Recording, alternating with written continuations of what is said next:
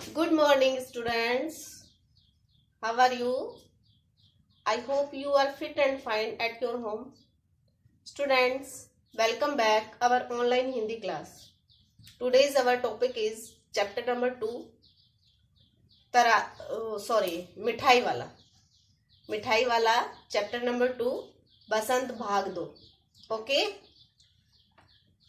मिठाई वाला जो व्यक्ति है वो केवल मिठाई नहीं बेचता है, वह हर कुछ महीने में अलग अलग चीजों को बेचा करता है.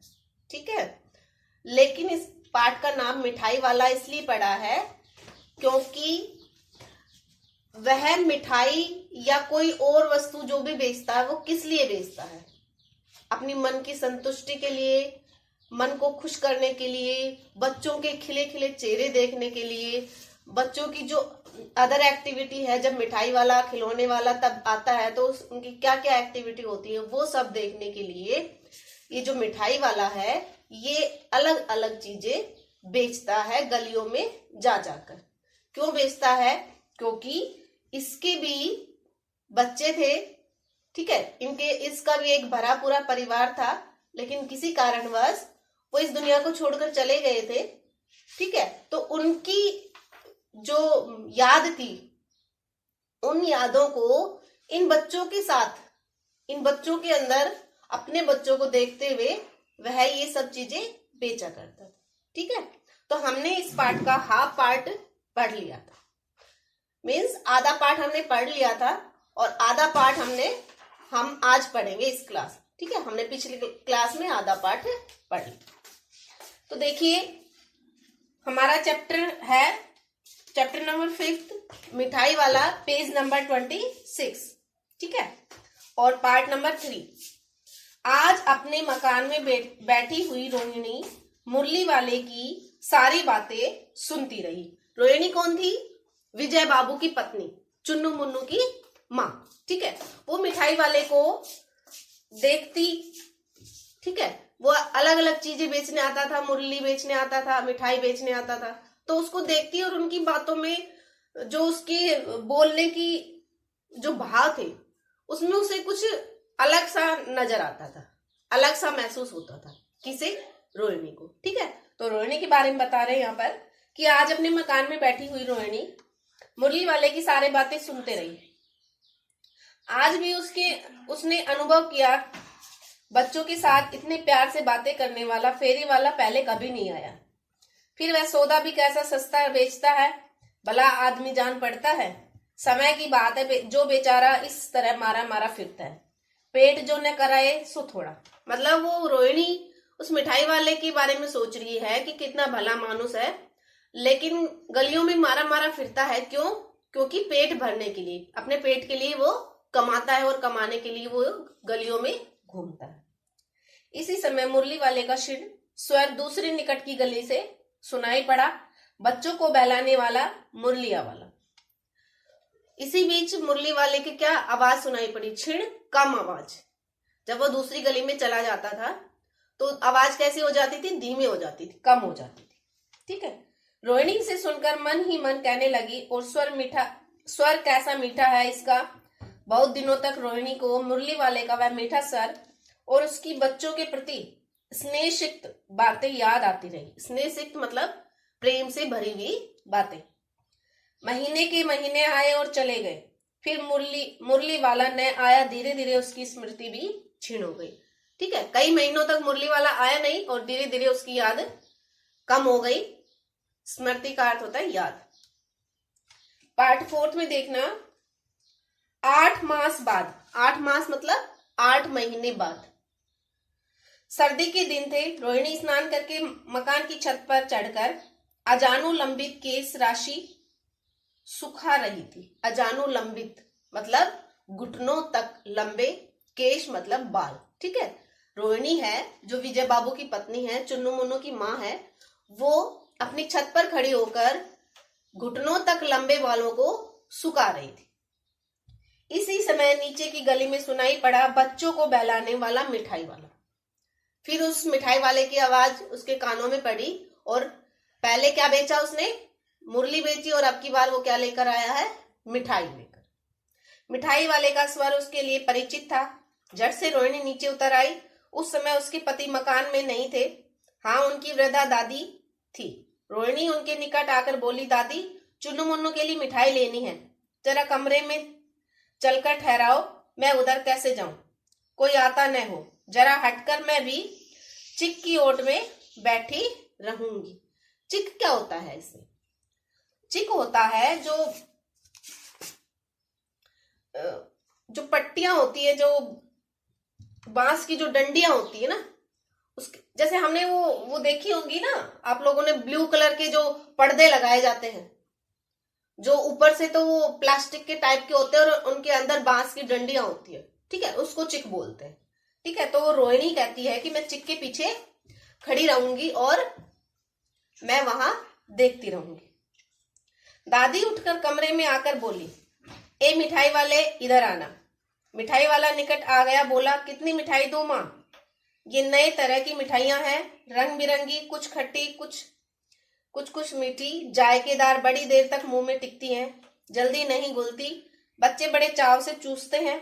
इन गुणों के सिवाय मतलब इनके अलावा, किनके? कि वो मुंह में कई देर तक टिकती है, बच्चे चाव से खाते हैं, कुछ खट्टी है, कुछ मीठी है, ठीक है, जायकेदार है। इसके अलावा भी ये खांसी भी दूर करती है। मतलब उसकी जो मिठाई है उसमें एक गुण और है कि वो खांसी को भी दूर कर देती है। चपटी गोल पहलदार गोलियां हैं, पैसे की 16 देता हूं। पैसे मतलब एक पैसे की कितनी देता है? 16 गोलियां देता है। ठीक है, 16 मिठाइयां देता है। अभी दादी पूछ रही है उनको कि मिठाई कैसे दी, तो मिठाई वाला अपनी मिठाई की तारीफ कर रहा है उनके सामने। ठीक है, दादी बोली, 16 तो बहुत कम होती है, भला 25 तो देते। अब दादी मोल भाव कर रही है कि पैसे की 16 तो बहुत कम देते हो, कम से कम 25 तो दो। मिठाई वाला बोला, नहीं दादी, अधिक नहीं दे सकता, इतना भी देता हूं। यह अब मैं तुम्हें क्या, खैर मैं अधिक न दे सकूंगा। मतलब वो मिठाई वाला दादी से कहता है कि मैं नहीं दे सकता ज्यादा, ठीक है, इतना ही दे सकूंगा। रोहिणी दादी के पास ही थी, बोली, दादी फिर भी काफी सस्ता दे रहा है, 4 पैसे की ले लो। यह पैसे रहे, ठीक है। अभी 1 पैसे की 16 दे रहा था, तो 4 पैसे की कितनी देगा बताओ? 68 देगा ना। Very good. हाँ सॉरी, 64 देगा वो। कितनी देगा? 64। ओके, तो 4 की दे दो। अच्छा 25 नहीं, सही 20 ही दे दो। अरे हाँ, मैं बूढ़ी हुई, मोल भाव अब मुझे ज्यादा करना आता ही नहीं। दादी कह रही है कि 4 पैसे की दे दो, और 25 नहीं देते तो 20 ही दे दो। कहते हुए दादी के पोपले मुंह से जरा सी मुस्कुराहट फूट पड़ी। पोपले मुंह क्या होता है? मुंह में उनके दांत नहीं थे, ठीक है, और दांत नहीं होता तो फूला फूला मुंह, कहीं कभी चिपका हुआ और कभी फूला फूला दिखाई देता, तो उसको पोपला मुंह बोलते हैं। ठीक है, रोहिणी ने दादी से कहा, दादी इससे पूछो तुम इस शहर में और कभी भी आए थे या पहली बार आए हो? यहाँ के निवासी तो तुम हो नहीं। दादी ने इस कथन को दोहराने की चेष्टा की थी कि मिठाई वाले ने उत्तर दिया, पहली बार नहीं, और भी कई बार आ चुका हूं। रोहिणी चिक की आड़ ही से बोली, पहले यही मिठाई बेचते हुए आए थे या कोई और चीज लेकर? अब मिठाई वाले से बात कर रही है रोहिणी कि तुम यही चीज बेचने आए हो या कुछ और भी लेकर बेचने आए थे?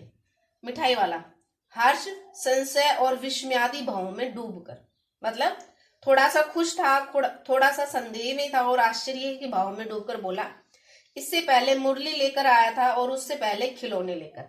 मतलब मिठाई वाला इस पाठ में 3 चीजों को बेचता हुआ दिखाया गया है मिठाई वाले को। एक तो पहले खिलौने बेचने आया था, फिर मुरली, और उसके बाद मिठाई बेच। ठीक है, रोहिणी का अनुमान ठीक निकला। अब तो वह उससे और भी कुछ बातें पूछने के लिए अस्थिर हो उठी।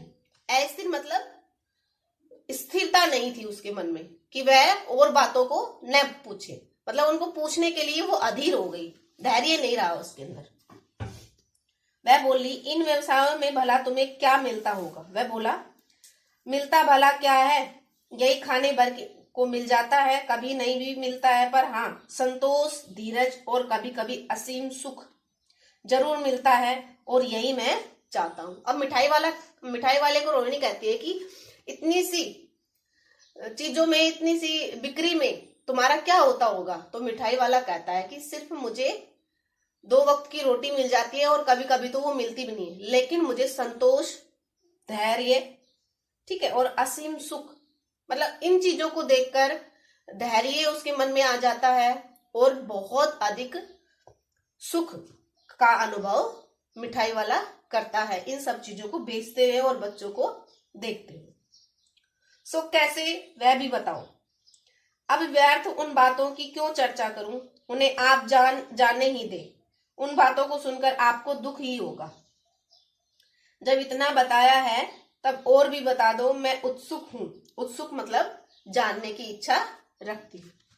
तुम्हारा हर्जा नहीं होगा। हर्जा मतलब तुम्हारा वक्त खराब नहीं होगा, तुम्हारा जो टाइम है वो खराब नहीं होगा और तुम्हारा नुकसान भी नहीं होगा। नुकसान कैसे नहीं होगा कि अब वो कहेगी उसको कि तुमसे मैं और गोलियां ले लूंगी और पैसे की, ठीक है, अभी तो 4 पैसे की लिया है लेकिन और भी ले लूंगी, तुम्हारा कोई नुकसान नहीं होगा। तो हर्जा का अर्थ होगा नुकसान। मिठाई में और भी ले लूंगी। अतिशय गंभीरता के साथ मिठाई वाले ने कहा, मैं भी अपने नगर का एक प्रतिष्ठित आदमी था। अब मिठाई वाला अपनी बातों को बता रहा है कि ये मिठाई क्यों बेच रहा है, ये खिलौने वगैरह क्यों बेच रहा है, ठीक है। तो वो अपनी बात बताता हुआ कहता है कि मैं भी अपने गांव का प्रतिष्ठित मतलब प्रसिद्ध व्यक्ति था। मकान, व्यवसाय, गाड़ी घोड़े, नौकर चाकर सभी कुछ था। स्त्री थी, छोटे छोटे 2 बच्चे भी थे। मेरा वह सोने का संसार था। बाहर संपत्ति का वैभव था, भीतर सांसारिक सुख था। स्त्री सुंदर थी, मेरी प्राण थी। बच्चे ऐसे सुंदर थे जैसे सोने के सजीव खिलौने। उनकी अटखेलियों के बारे में घर में कोलाहल मचा रहता था। उस समय की गति मतलब कि अब मिठाई वाला अपने परिवार के बारे में बता रहा है कि मेरे 2 बच्चे थे, स्त्री थी और मेरा अच्छा परिवार था। बच्चे इतने सुंदर थे कि ऐसा लगता था जैसे सोने के सजीव जीवित खिलौने हो, सोने के जीवित खिलौने हो, ठीक है। अब कहता है समय की गति। समय की गति मीन्स जो समय है, जो ईश्वर की जो कृपा है उसके बारे में बता रहे कि समय की गति, विधाता की लीला, अब कोई नहीं है। मतलब कि उसकी किस्मत में अब और कोई भी नहीं था, ना वो स्त्री रही और ना ही उसके 2 बच्चे रहे। दादी, प्राण निकाले नहीं निकले, इसलिए अपने उन बच्चों की खोज में निकला हूं। वे सब अंत में होंगे तो यहीं कहीं, आखिर कहीं जन्मे ही होंगे। उस तरह रहता घुल घुल कर मरता। मतलब कि कह रहा है कि अगर मुझे भी मरना था लेकिन मेरे प्राण नहीं निकले और अपने बच्चों की खोज में मैं इन सब बच्चों में अपने बच्चे देखता हूं, और अगर मैं घर में पड़ा रहता तो मैं घुट घुट कर मर जाता, ठीक है। इस तरह सुख संतोष के साथ मरूंगा। इस तरह के जीवन में कभी कभी अपने उन बच्चों की एक झलक सी मिल जाती है। ऐसा जान पड़ता है जैसे वे इन्हीं में उछल उछल कर हंस खेल रहे हो। अब मिठाई वाला उन बच्चों में अपने बच्चों की छवि देखता है।